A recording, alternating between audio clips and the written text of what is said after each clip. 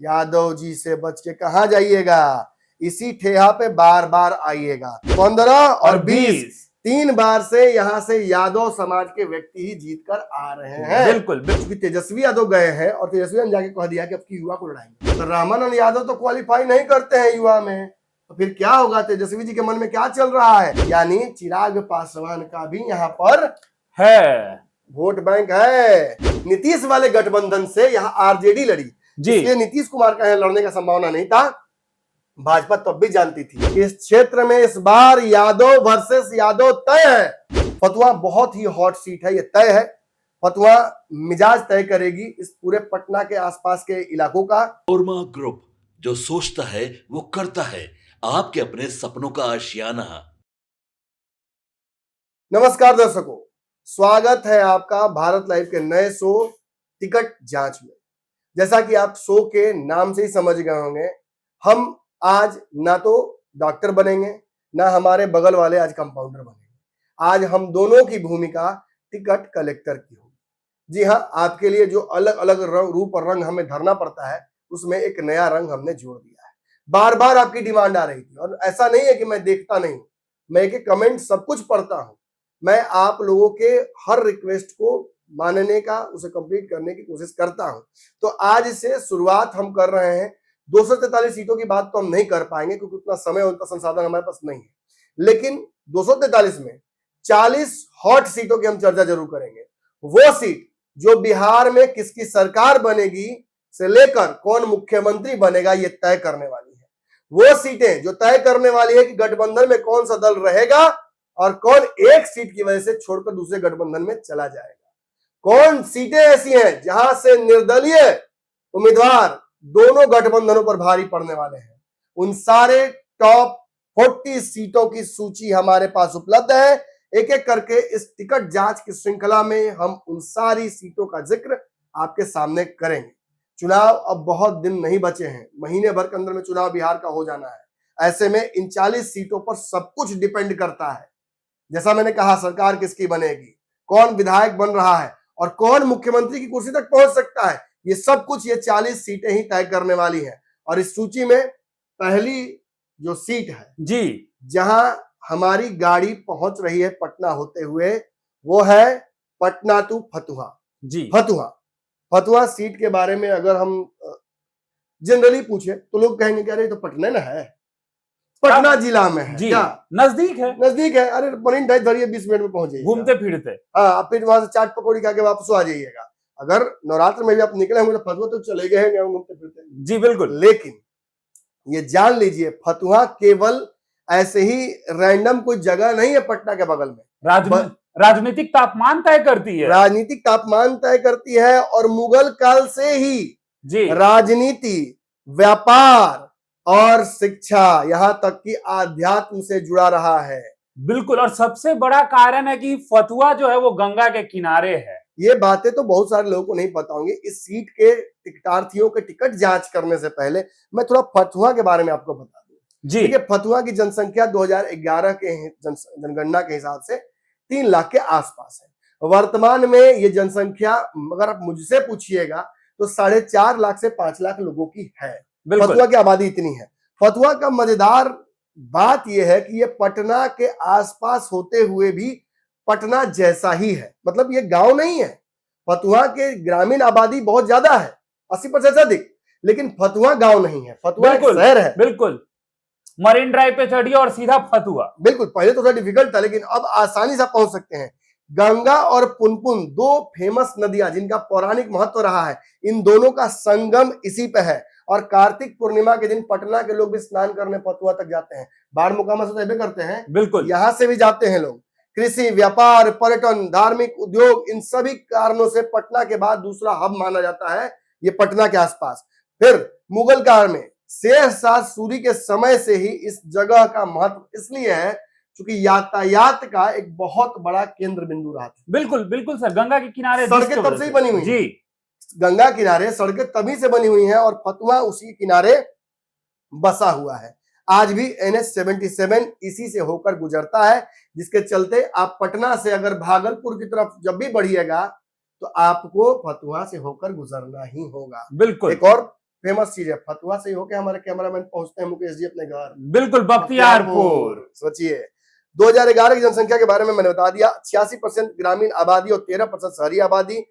1000 पुरुषों पर 920 महिलाएं इस क्षेत्र में हैं जी। और 2015 में इस जगह पर जो वोटिंग हुई थी वो 2,54,000 कुल वोटिंग हुई थी। जी 2025 में एक्सपेक्टेड है कि इस जगह पर 3 लाख लोग मतदान करेंगे। तो 3 लाख मतदाता तय करने वाले हैं कि इस बार फतुहा से किसकी जीत होगी। बिल्कुल। लेकिन जीत हार से पहले, जी, घर पहुंचने से पहले हमको टिकट दिखाइए। आपके पास टिकट है कि ट्रेन में ऐसे ही सवार हो गए हैं। ऐसे सवार होने वाले को तो हम लोग पकड़ लेंगे। अब पकड़ के फिर समझ ही रहे हैं जहां से आए वहीं वापस भेज देंगे। हालांकि ऐसा हो सकता है कि कुछ लोग हमारी नजरों से छुप जाए और उनका टिकट होते हुए भी हो सकता है हम उनका टिकट ना जांच करें और नहीं होते हुए हो सकता है कि हमारे बगल से निकल जाए, हम पकड़ ना पाए। भाई होता है, मानवीय भूल होती है। तो ऐसे लोग नीचे दिए हुए नंबर पर अपना टिकट भेजकर संपर्क कर सकते हैं कि हमारे पास टिकट है। अगर देखिए हमारे डर से तो छूट जाइएगा, जी, जनता के डर से छूट जाइएगा। जी नहीं, जनता तो जनता के रडार से नहीं छूटिएगा। बिल्कुल, जनता पकड़ लेगी टिकट है कि नहीं। जी। इसीलिए शुरू करते हैं जोड़घटा इस क्षेत्र का। तो अब चलिए जान लेते हैं इस क्षेत्र में जीत हार का फैसला कौन करता है जी और उसकी जाति क्या है। देखिए सबसे बड़ी जाति फतुहा में आंख मूंद कर मैं कह सकता हूं यादव जी। जी यादव जी से बच के कहां जाइएगा, इसी ठेहा पे बार बार आइएगा। 20 से 25% इस क्षेत्र में आबादी है यादव समाज की, जो एक छत्र राज करते हैं। बिल्कुल। मुस्लिम जनसंख्या इस क्षेत्र में 10 से 15% है। दोनों का अपर लिमिट जोड़ दीजिएगा तो 40% वोट तो खाली इन दोनों के योग से ही हो जाता है। एमवाई समीकरण। और शायद इसी वजह से ये बात भी साबित होती है कि 2010, 15 और 20 3 बार से यहाँ से यादव समाज के व्यक्ति ही जीत कर आ रहे हैं। बिल्कुल। उससे पहले भी यादवों का दबदबा रहा है जी। लेकिन पिछले 3 चुनाव से तो यादव जीते हैं। रामानंद यादव 3 बार से अनडाउटेड जीत रहे हैं। लेकिन अब की पेच फंस गया है, क्योंकि तेजस्वी यादव गए हैं और तेजस्वी ने जाके कह दिया कि अब की युवा को लड़ाएंगे।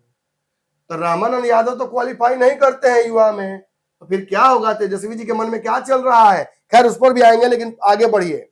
ईबीसी कितनी है? ईबीसी 25 से 30% आबादी है, यानी वो पचपनिया जो भाजपा के तरफ वोट करता है जी। जो है तो पिछड़ा, लेकिन जिसकी टेंडेंसी पिछले कुछ चुनाव में भाजपा की तरफ रही है, एनडीए की तरफ रही है, झुकाव रहा है। वो कौन है? तेली से लेके बनिया जाति तक ये कौन है जो वोट करते हैं? इनकी जनसंख्या 25 से 30% है, जिसमें एक बड़ी जनसंख्या राजद भी तोड़ने में सफल रहती है, क्योंकि ग्रामीण इलाका 85% इसमें है जी आबादी। अब आते हैं कुर्मी कोयरी की तरफ। 10 से 15% कुर्मी कोयरी इस क्षेत्र में है, जो कि साबित करता है कि ओबीसी अपने आप में एक बहुत बड़ी यहाँ पे आबादी है। 25 यादव और 15 कुर्मी कोयरी जोड़ दीजिएगा तो 40% ये भी हो जाता है। बिल्कुल। और इसमें अगर मुस्लिम जोड़ दीजिएगा तो ये आंकड़ा 60 के आसपास चला जाता है जी। 60% विशुद्ध वोट पिछड़ों का है, जो कि किसी भी स्थिति में महागठबंधन को जिताने के लिए काफी है। लेकिन आंकड़े अक्सर जो तस्वीर बयां करते हैं वही सच नहीं होता है। जान लेते हैं, जैसे बिहार में कैसे सर्वे महार में बता रहे हैं कि तेजस्वी मुख्यमंत्री बन रहा है, लेकिन सरकार तो बनी नहीं रही है महागठबंधन, तो कैसे होगा। आगे बढ़ते हैं। सवर्णों की जनसंख्या कितनी है? सवर्ण यहाँ पे 10 से 15% है और दलित यहाँ पे 15 से 20% है, यानी चिराग पासवान का भी यहाँ पर है वोट बैंक है। सवर्णों का भी वोट 10-15% है, जो कि बहुत प्रभावी तो नहीं है, लेकिन है, फौरन का काम तो कर सकते हैं। ऐसे में पिछले 3 चुनाव में क्या हुआ है ये आप बताइए। उस आधार पर मैं बताता हूं दर्शकों आपको कि इस बार किसका पलड़ा भारी है और इस बार किसको टिकट कौन पार्टी दे सकती है जी। तो हम सबसे पहले सर बात करना चाहेंगे 2010 का, कि आखिर 2010 के चुनाव में क्या हुआ था। हाँ। देखिए सबसे पहले बात करेंगे डॉक्टर रामानंद यादव की। रामानंद यादव वर्सेस अजय कुमार सिंह जी, जो आरजेडी वर्सेस जेडीयू हुआ जी। बिल्कुल। 2010 के चुनाव में भाजपा जदयू साथ थी जी। सीट को जदयू को दिया गया था, क्योंकि ओबीसी की जनसंख्या ज्यादा है। भाजपा जानती है कि सवर्ण अगर वोट कर भी देते हैं तो ईबीसी पर पूरा डिपेंडेंसी 100% हो जाएगा, जो कि टूटेगा ही। दलित वोट जोड़ भी लेते हैं तो भी विनिंग कॉम्बिनेशन नहीं बन रहा है। भाजपा ने जदयू के पाले में गेम डाल दी जी।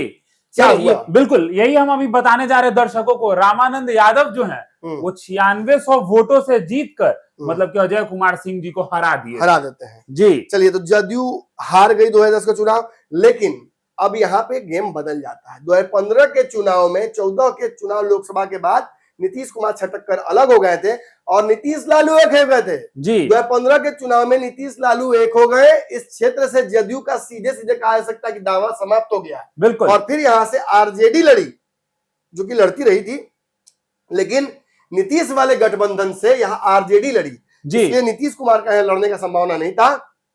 भाजपा तब भी जानती थी जी यहां से जीतना संभव नहीं है, तो भाजपा ने कहा ठीक है, काम करते हैं, यहाँ पे 20% के आसपास दलित है ना, दे देते हैं रामविलास पासवान को ये सीट जी। और रामविलास पासवान को ये सीट दे दी जाती है 2015 में। हार ऑब्वियसली होती है, लेकिन इस बार होता है रामानंद यादव वर्सेस सत्येंद्र सिंह। बिल्कुल। RJD versus Lojpa. क्या होता है बताइए। देखिए, सत्येंद्र कुमार सिंह जो 46,000 वोट लाए थे, लेकिन सर फिर से रामानंद यादव जो 77,210 वोट लाए।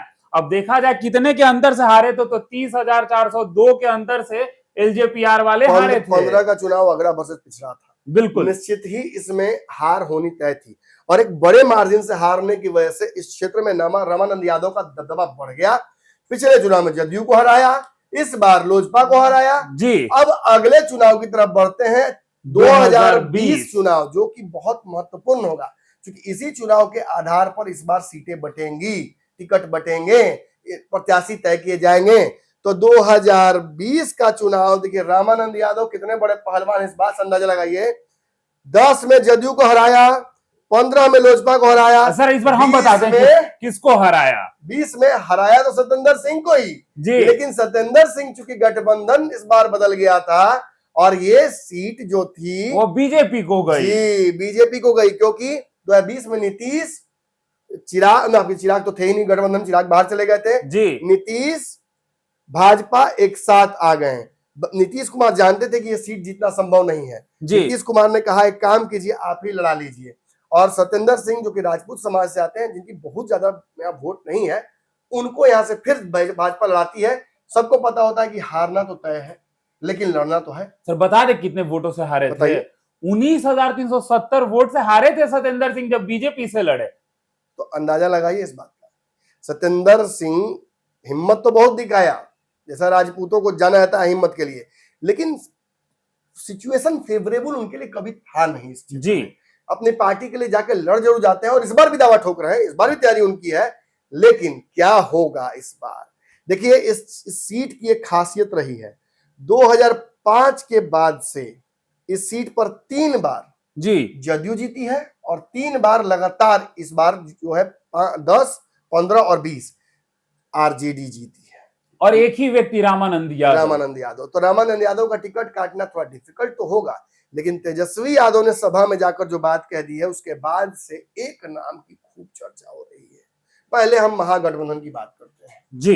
देखिए, आरजेडी इस क्षेत्र से चुनाव लड़ेगी, वो जीत जाएगी, ये तो तय है, लेकिन वीआईपी पार्ट को भी सीटें देनी है। वीआईपी को कुछ चिन्हित सीटें अपने कोटे से राजद देगी, तभी वीआईपी एडजस्ट कर पाएगी। और वीआईपी के राष्ट्रीय उपाध्यक्ष पद पर आनंद मधुकर यादव हैं, जिनकी पत्नी यहां से कौन सी जिम्मेवारी निभा चुकी हैं? प्रमुख थी जी। इस क्षेत्र में लगातार आनंद मधुकर घूम रहे हैं।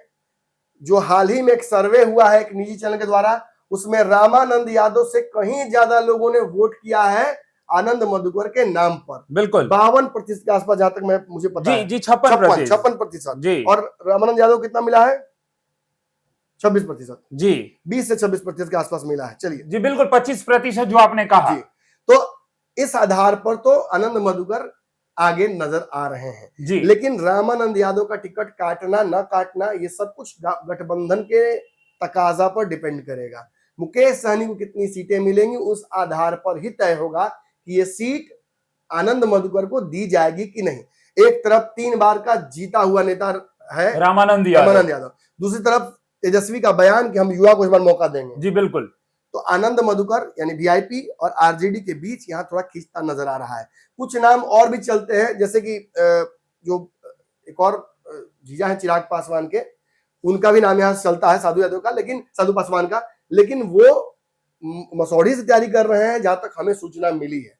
तो इस क्षेत्र में फिलहाल महागठबंधन की तरफ से बहुत नाम तो नहीं है, लेकिन रामानंद यादव के बाद आनंद मधुकर यादव का नाम यहाँ खूब चल रहा है। बिल्कुल। अब हम आते हैं जन स्वराज की तरफ। जन स्वराज की तरफ से इस सीट पर दो नाम खूब चल रहे हैं जी, एक राजेश कुमार और दूसरा नीतीश कुमार। नीतीश कुमार और राजेश कुमार दोनों का नाम चल रहा है। चांसेस है कि इन दोनों में से किसी एक को यहां से सीट मिल जाएगी जी, लेकिन मामला यहीं खत्म नहीं होता है। अब आते हैं असली जहां लड़ाई है वहां। दावेदारियां यहां जबरदस्त है। यादव वर्सेस यादव होना लगभग तय है। समझिएगा थोड़ा सा।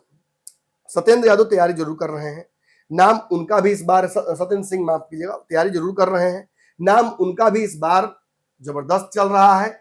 लेकिन यहां एक बड़ा पेंच फंसता है। सत्येंद्र यादव 2 बार अलग अलग पार्टियों से चुनाव लड़ चुके हैं और हार चुके हैं। राजपूतों की बड़ी आबादी नहीं है, इसलिए इस क्षेत्र के समीकरण को देखते हुए यहां से एनडीए से भी यादव जाति के लोग तैयारी कर रहे हैं जी। बीजेपी इस बार ये सीट नहीं लेगी। जदयू इस सीट पर कभी इच्छुक नहीं थी, बिल्कुल, मतलब वो इच्छुक होती है, लेकिन 15 में जैसे सिचुएशन बन जाए और उसमें राजद गठबंधन कर ले और फिर तभी पॉसिबल है जदयू को दे दी जाए, जी।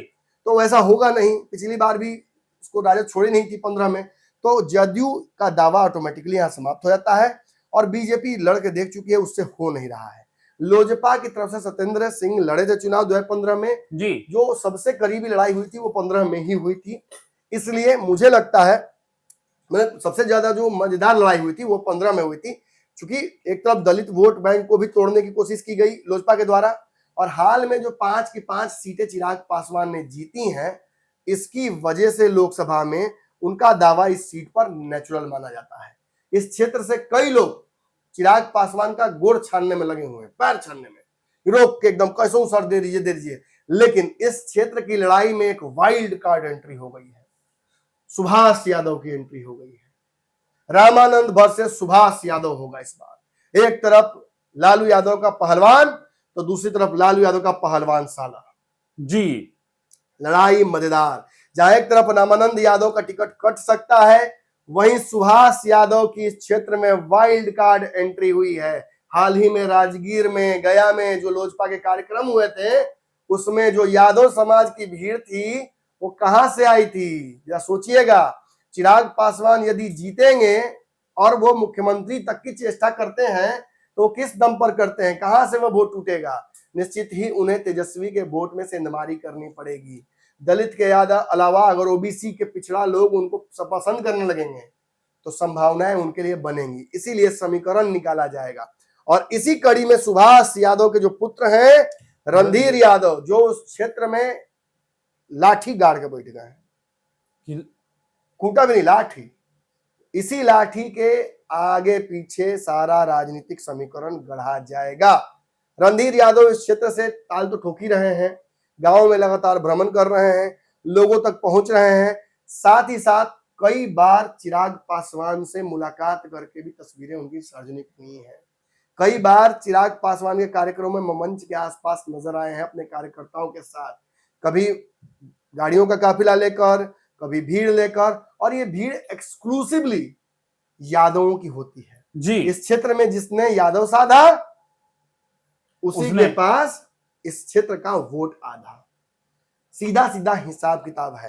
या समझिएगा, सत्येंद्र सिंह राजपूत समाज से आते हैं, लड़ते हैं, दोनों बार वोट लेते हैं, मतलब सवर्ण उनको वोट कर दे रहे हैं, ईबीसी का एक बड़ा हिस्सा उनको वोट कर दे रहा है, लेकिन इसके अलावा कोई वोट उनको नहीं मिल रहा है जी। अगर कुर्मी कोयरी की बात हम करें तो कुर्मी कोयरी इस क्षेत्र में ओबीसी के आधार पर चले जा रहे हैं, तो आपको ओबीसी ही लड़ाना पड़ेगा। भाजपा की तरफ से जो नाम चल रहे हैं, कुछ बहुत बड़ा दावा किसी का नहीं है लेकिन नाम चल रहे हैं, उन नामों को जरा ध्यान से देखिएगा। सत्येंद्र सिंह जो कि पिछली बार लड़ चुके हैं, बिल्कुल 2 बार से, वरुण कुमार सिंह, सुधीर यादव, सरोज पटेल, गोपाल शंकर, संजीव यादव, विजय यादव, टुनटुन यादव, रूप कुमारी, ये सारे नाम बीजेपी की तरफ से चल रहे हैं। और जेडीयू की तरफ से केवल एक नाम संतोष कुशवाहा का, इस क्षेत्र से वो खुद तैयारी कर रहे हैं। लेकिन इस सीट को जदयू ले ले ऐसा नजर नहीं आता है। बीजेपी का भी दावा इस सीट से हटेगा तभी ना लोजपा को कहीं बिल्कुल एडजस्ट किया जाएगा जी। और इस क्षेत्र में दलितों की जो 20% जनसंख्या है ये चिराग पासवान लेकर आएंगे जब इस सीट पर चुनाव लड़ेंगे। तो अगर यादव में लड़ते हैं यहां से रणधीर यादव, उनके पिता यहां खड़े रहते हैं सुभाष यादव, तो इस यादव के 25% वोट में से अगर 10-15% भी तोड़ लेते हैं वो, तो फिर अच्छी जनसंख्या उनके पीछे हो जाएगी। कोरमी कोयरी नीतीश को देखकर वोट कर देगा। यादव होगा तो उसे और अच्छा लगेगा रणधीर को देख, बिल्कुल। फिर दलित वोट 20% इस क्षेत्र में चिराग के नाम पर चला जाएगा जी। सवर्ण 15% भाजपा और चिराग के नाम पर दे देंगे। मुस्लिम चले जाएंगे सीधे महागठबंधन में। ईबीसी की एक बड़ी जनसंख्या बीजेपी ट्रेंड की तरफ जाएगी, बिल्कुल। और अगर यादव का वोट सुभाष काट लेते हैं, जो कि उन्होंने कार्यक्रमों में साबित करने की कोशिश की है, तो इस क्षेत्र का समीकरण लगभग तय है। बिल्कुल।